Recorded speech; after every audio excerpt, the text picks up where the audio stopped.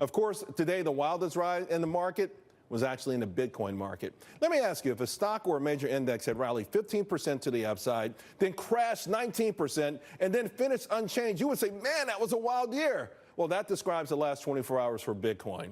The cryptocurrency is becoming so hip, Katy Perry asked Warren Buffett about it today, and Nasdaq announced that they plan to launch a Bitcoin futures market in the first half of next year, and Cantor Fitzgerald wants to involve it in derivatives. Fans of Bitcoin point to three key value propositions. First, a limited supply of 21 million. Almost 17 million have been mined.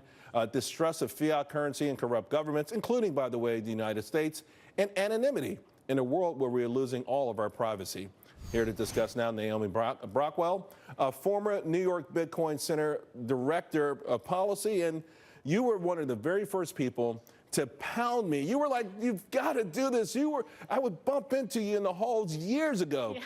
You put a video out where you touted Bitcoin at 306. Yes. No, 360. 360, right. I made a music video. I actually did a cover of a Taylor Swift song, so I hope Taylor doesn't sue me. But it was at $360 at the time. I did math earlier today. If someone had put 10 grand in when you said that, at one point today, that 10 grand would have been $305,000. That changes people's lives. Now, the question is, did you buy in to Bitcoin since the last time we spoke? I did not. Charles, what are you doing? So that's the question. Is it too late? Listen, I'm not here to give investment advice. I'm here to say that you've been a proponent of Bitcoin. Do you still like Bitcoin? Long term, I remain bullish on Bitcoin. You're waffling a little bit. You weren't like this before. Listen, I think that Bitcoin is a world-changing, is a revolution. It's a financial revolution. It's a game changer, and I am incredibly excited about it. Does that mean that if you buy and sell in a year, are you going to make money or lose money? I don't know. Well, it's the same thing to the stock market, but you still feel convinced long term that this changes the way we bank, the way we live, the way we do. I mean, yesterday I emceed a conference, Consensus Invest. It's the largest blockchain conference in the world. And from my point of view, it was generally bullish there. These are really smart people, and it's an purely investment conference.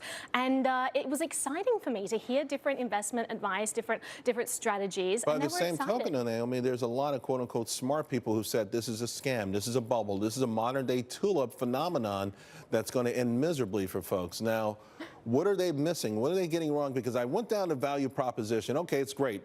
Do you trust there will only be 21 million Bitcoins ultimately mined? It's a counter currency to fiat currency. Maybe, maybe not. I mean, but are those valid value propositions for people to put their hard-earned money into? Because what backstops Bitcoin?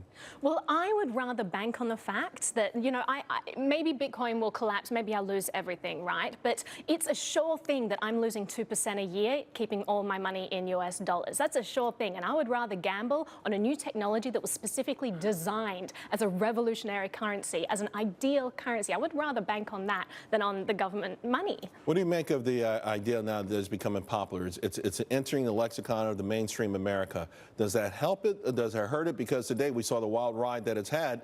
As more and more people get into this thing, the volatility, it's not unlike the Nasdaq bubble that we saw where it did implode. Listen, a lot of people compare it to that, but if you look at the number of people who are just learning about Bitcoin for the first time, who haven't yet entered the market, I mean, there's a tiny fraction of the population of the world that uses Bitcoin. I think that there is huge room in there for people to get involved. I think there's a role for cryptocurrency, and I give you congratulations, and hopefully you'll come back more, maybe when it hits 20,000.